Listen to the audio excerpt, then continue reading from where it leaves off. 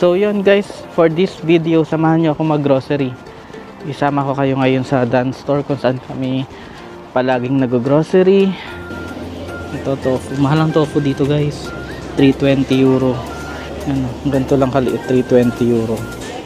Ano, grabe yun, pang Easter, pero mahal niya, 16 euro. Sabi ng nanay, that's ridiculous, 16 euro. And number 2, 8 euro, 44 pieces.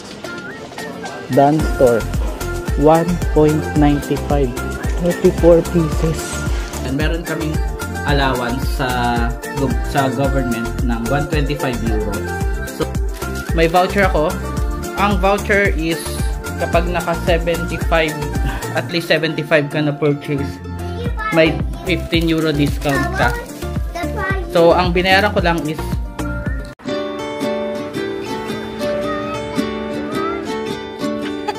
zero visibility. Hindi ba kita? It's not. Hello guys. So today is Saturday, grocery day. So yun guys, for this video, samahan nyo ako mag-grocery. Isama ko kayo ngayon sa Dan Store kung saan kami palaging nag-grocery.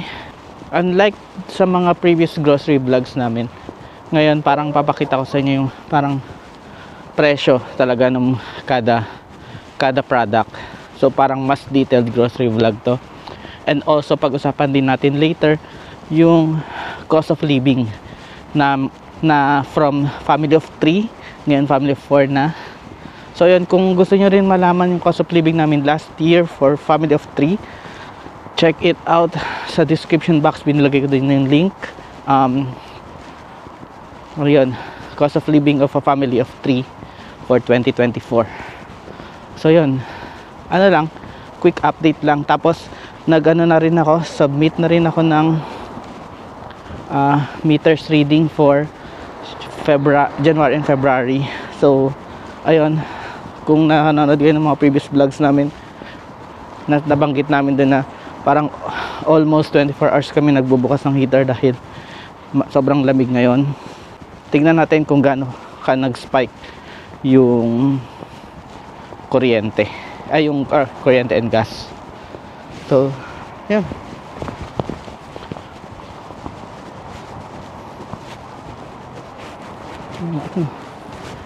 Yung video natin. So yun, ito yung mga lugar natin guys. Ano na, February na, so parang isang buwan na lang ang winter, pero yon magi-spring na. Hinan nyo, ito itong puno na to namumulaklak na siya. So I think malapit na talaga ang spring. Pwede ba nating i-close up? Hindi ko alam kung kita naman siguro. Oh shucks, parang maambon. Yan.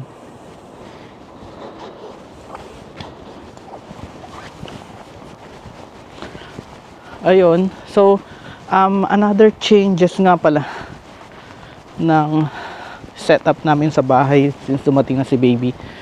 As you can see now, mag-isa na lang ako nag-grocery kasi si Mama Kare ay hindi kayang mag-grocery dahil may bagong tahi din siya, 'di ba? So, pero hindi ko rin alam actually. Kahit gumaling na si Mama Kare, mukhang ako na lang lagi ang mag-grocery kasi parang hirap dalhin si baby sa grocery, tapos si Pen pa. So parang apat kami mag-grocery. So yun ang napag-usapan na lang namin. Since talagang sobrang bulky kami mag-grocery, weekly basis kami dati mag-grocery and bulky, I mean sobrang dami namin tagang gino-grocery, may trolley pa kami. Ngayon, parang ang ginagawa namin ngayon is once twice a week na ako mag-grocery. Isang weekend saka isang weekday. So parang after 4 days ganyan, after 4 to 5 days mag-grocery na ako. So medyo nag-overlap din, parang may mga natitira pa from previous grocery, ganun yung nangyayari. So alam niyo na kung ano nangyayari. Nagkakaroon kami ng parang dumodoble din. So parang ang nangyayari, in average parang 100 euro per week yung nagagas namin dati for a family of 3. Ngayon parang naabot kami ngayon 75 bi-weekly. Ay, bi-weekly ba tawag doon? 75 twice a week. So parang 150 yung agad. Pero hindi naman siya, parang hindi naman 75. Minsan naabot lang ako ng 60, ganyan. Depende sa kung gaano kadami yung mag-grocery ko. Pero ngayon parang nakita ko yung list. Ang ginagawa namin si Mama Kari kasi din yung parang nagpa-plan ng mga kakainin.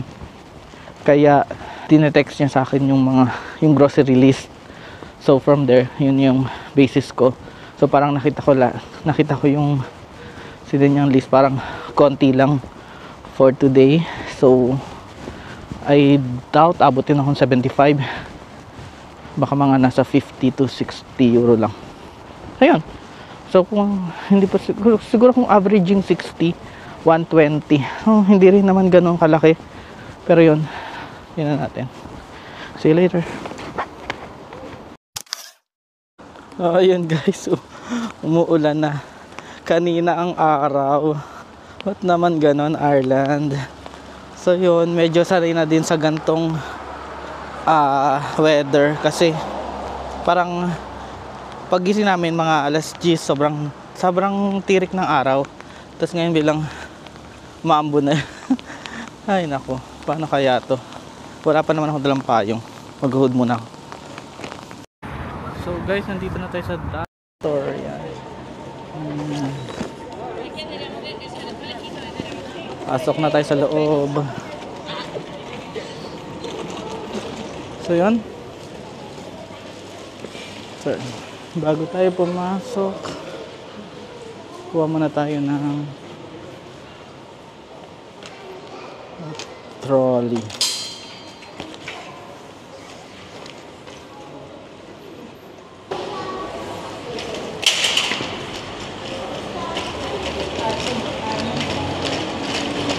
Yan, pasok na tayo sa loob. Dance to.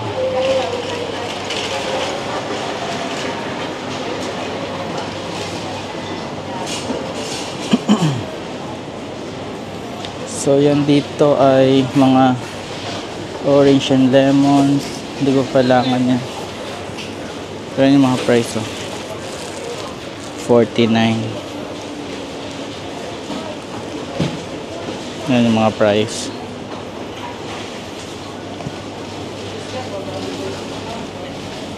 Yung mga oranges.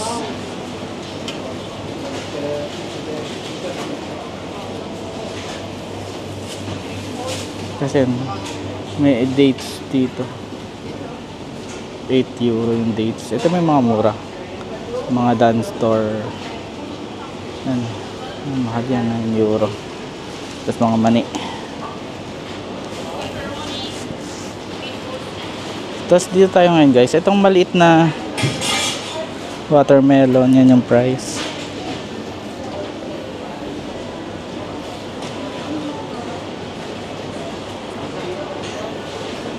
Yung mga apple. Yan, paborito ni Penpen yung apple pero meron pa siya. So di mo na tayo kukuha. Tingnan natin yung presyo ng mga apple. Yan mga apple. 3 euro. Tapos dito mga patatas, saka mga sibuyas doon. Yun yung mga presyo ng patatas.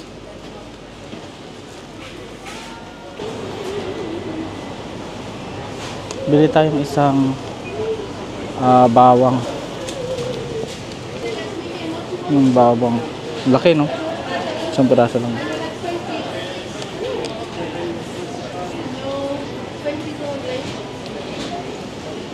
Tapos, yun, nandito na tayo. Mukhang kailangan ko ng tofu para sa lugaw. Maglulugaw daw kami. Ito, tofu. Mahal ang tofu dito, guys. 320 euro. Yan, ganito lang kaliit. 320 euro. Yan yung presyo ng carrots. Pero hindi siya per piece, yung per kilo. Pero kung wala sinabi si Mama Hari, baka mga 2 carrots na bibilin ko.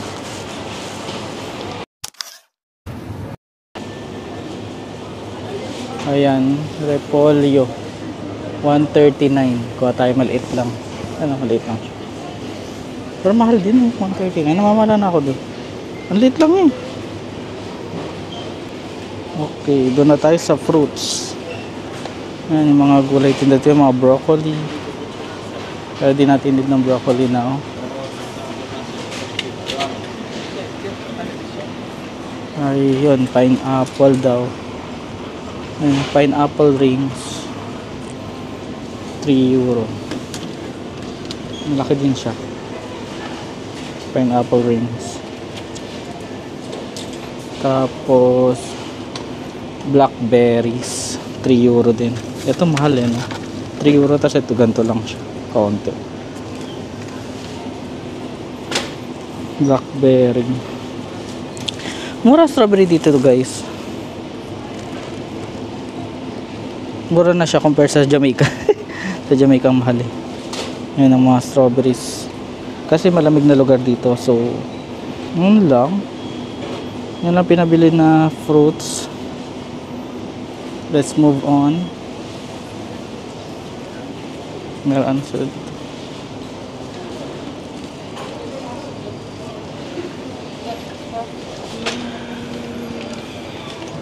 Spring onion. Spring onion ay 0.89.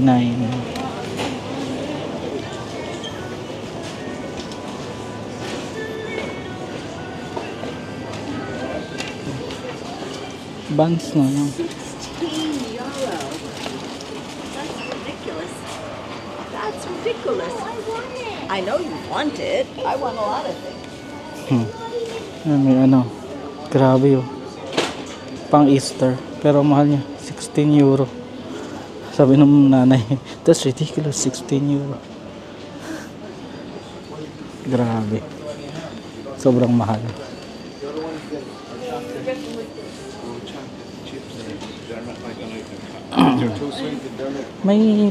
May tasty pa kami siguro. Bili ako ng buns. And pagka ano kasi, ayan o, pagka local product like Dan Store, mura siya. 1.05 lang. Yun lagi nahanap ko. Parang local product, local brand. Ayun, buns. Yung eggs nila dito, namamahalan ako. Ayan o. Yung 12 pieces egg is 275 euro. Pero Dan Store na din siya. Namamahalan lang ako. Yung check ko lang siya.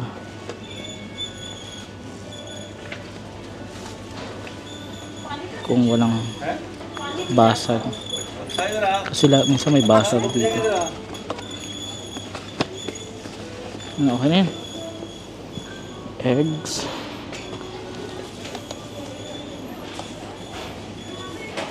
Ito, cute. Malapit na sa St. Patrick's Day sa March. So seasonal lang din yung mga tinitinda nila dito, kung ano yung mga malapit na si holiday, yun yung laman.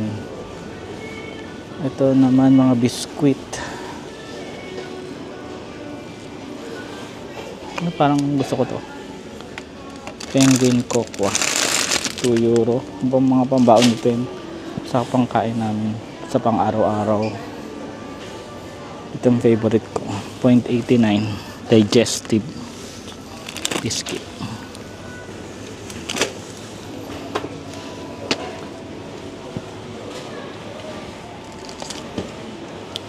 Saka ito.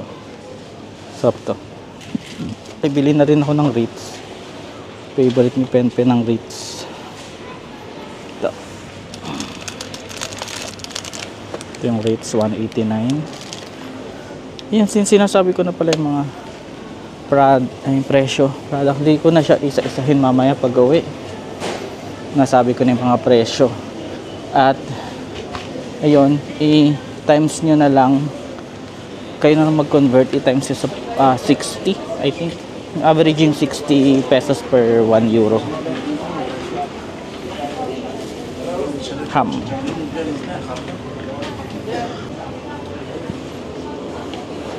So, ham is 4.49.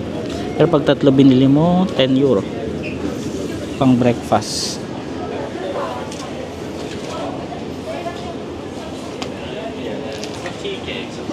Next is chicken breast.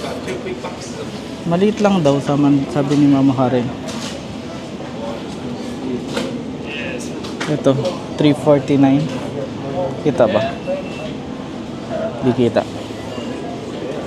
3.49. Yan yung siya kalaki.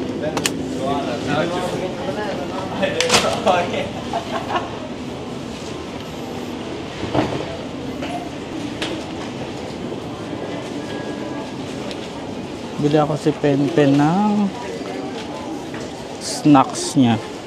Normally mga ganito lang, gummy bears.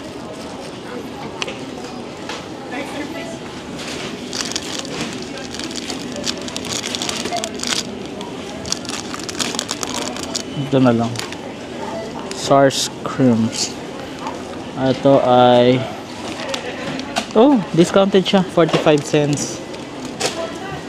45 cents. That's a nice deal. So guys, punta tayo sa body wash. Dove ang gamit namin.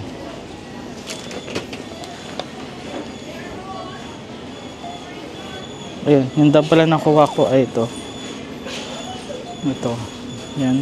Tapos 307, half price siya ngayon.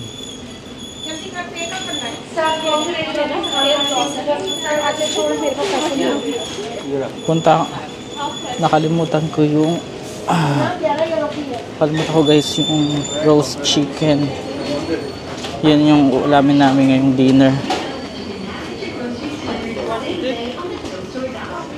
So balikan natin quickly.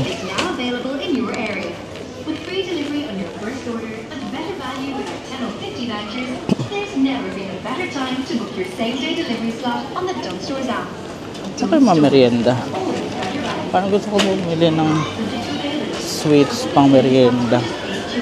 Kasi mga alas 3 o alas 4 na ako matatapos. Sakto merienda sa bahay. Ito yung chicken. Yun lang si Mama Kari kasi pumipili. And 5.95 siya. One full chicken. Ayan. Ang laki niya.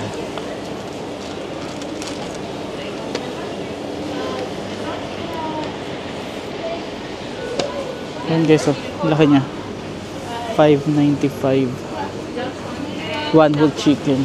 Maganda kasi siya. Like antag dito. Kakainin namin siya, tas yung matitiray pang lulugaw namin or sisig. So parang sulit siya.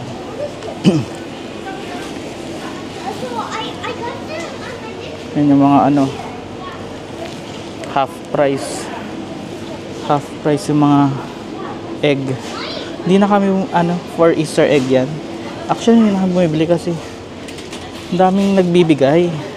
Lagi kami nakakuha niyan, so hopefully may makuha kami. Pero I think magbibigay yung company. Kasi meron kaming family group doon. Kapag Easter or may event, magsa-sign up ka lang. Kasi may makuha kang mga freebies. Last time na kami doon sa family event, nanood kami ng sine kasama si Penpen. Kaso nanganak na si Mama Karinan, kaya kami lang ni Penpen na maka-attend. Nanood kami ng Sonic the Hedgehog. Tuwan-tuwa si Penpen. Sabotaged it at the end. Since we came back from Poland. Ito. 129 yung tissue.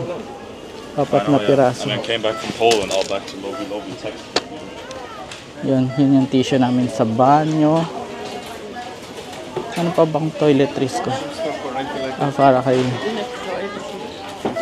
Para kay baby yung next. I can't hear you. There's too much beeping and beeping.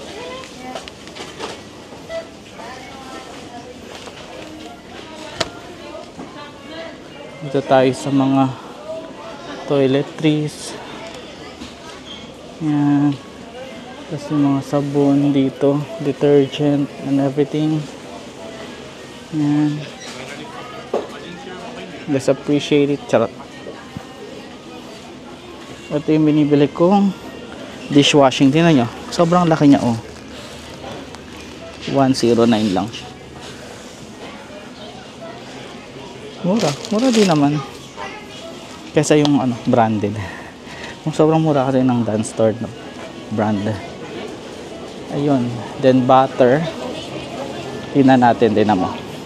Itong Dairy Gold. Yan, Dairy Gold na yan. Ang presyo niya ay 3 euro. See? Sana nakikita nyo. Di ata kita. Basta 3 euro siya. Ang binibili namin ay Dunn Store. Ayan. Gold spread na Dunn Store. 1.99 lang.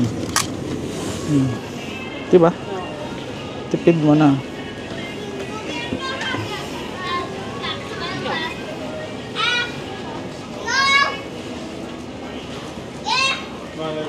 So next,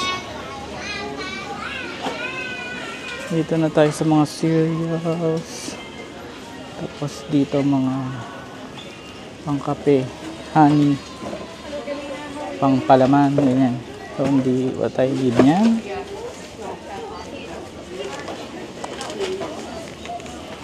Malapit na tayo. Maliit lang itong store ng Dunn Store dito sa City Center.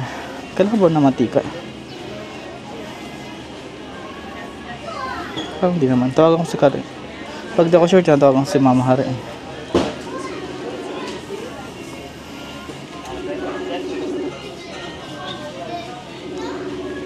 Katanong ko kung kailangan ng mantika at bigas.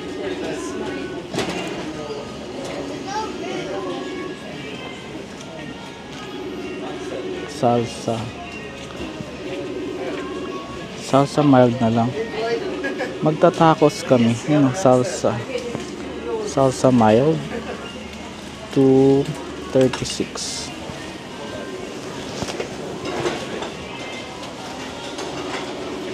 Bibili ba mantika? Hindi makadecide. At bigas. Parang may bigas pa kasi. Bibili ako ng isang piraso. Ayan o. Ito ang binibili ng bigas. 1.49 euro. Mura siya. Para sa akin. Kasi yung mas mahal yung mga bigas na nasa Asian store. Like Jasmine rice. Although syempre Jasmine yun. Pero mura na yung basmati. Yung basmati talaga kami. Basmati rice kami. Tapos bilang ko ng tropical juice. Ano, tropical juice 179.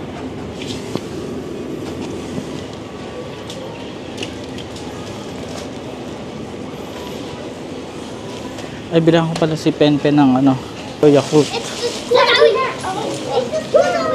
Hilag ni Penpen, binabaon yan. 4.17. Ilang piraso to? Ilang piraso to? 8 pieces. Yakult. May flavor siya. Peach flavor. Yan, so far pa lang. Madami tao. So far, yan na yung napamili ko. Nakalimutan ko yung diaper. So ito guys, ito yung maganda. Dunn Store diaper versus Pampers or branded. Ano mo? I-calculator natin Si baby ay napag-decide na namin na number 2. Diyan natin kung gaano tayo makakamura. Number 2. Ayan, number 2. 8 euro. 44 pieces. 8 euro divided by 44. Ayan 0.18.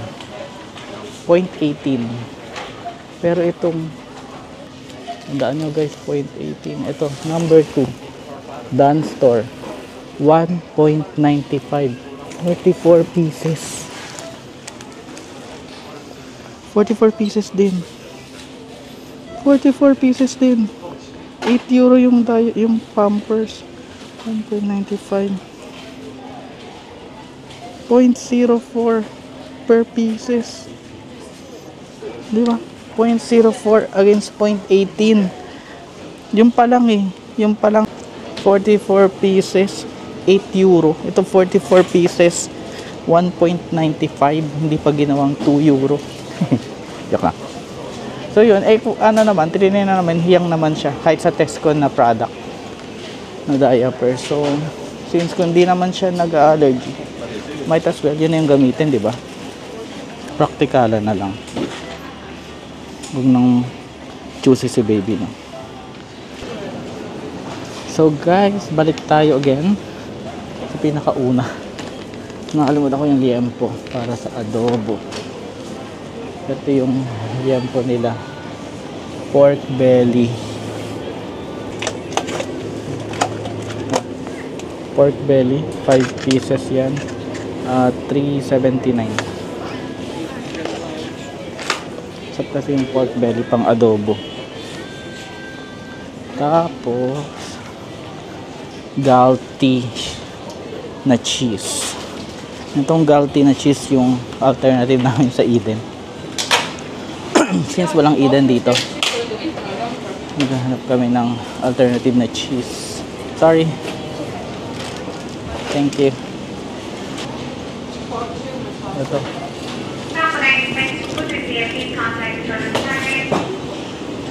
Galti. Magkano siya? Galti cheese, 200 grams, 2.65 euro. Okay na yan so far.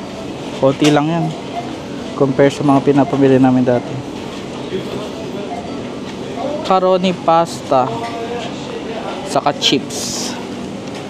Macaroni pasta saka chips na lang, pero hindi naglagay ng ice cream si Mama Kare. Bilihan natin siyang ice cream pagka may mura. Tapos ano tayo, okay, dito na tayo sa mga pasta. Yan yung mga binibili namin na mga pang sauce, since wala naman dito mga Pinoy sauce. Ito yung normal na binibili kapag mag spaghetti kami. Kailangan ko ng macaroni pasta daw.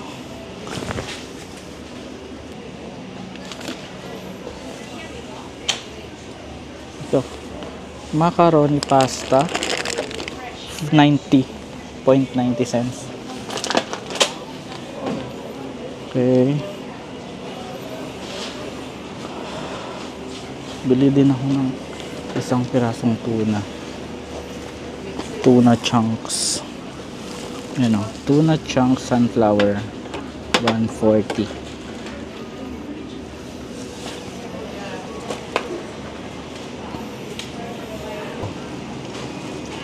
Walang matinong ice cream pa. Ay, ito strawberry cheesecake, pero hindi ko alam kung magkano. Wala sa ano, check ko na lang mamaya sa resibo mamaya. Strawberry cheesecake, ilang grams to? 500 ml.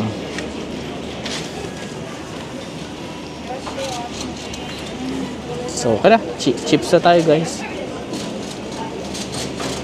chips na lang. Pwede na sa grocery. Kaya ako ng soft drinks. So bili akong soft drinks. Wala sa listahan ito, pero bibili tayo. 5.10, 4 na piraso, 330 ml each. 4 na piraso, 5 euro. Dito yung chips nila. Tito na lang, 375. Saka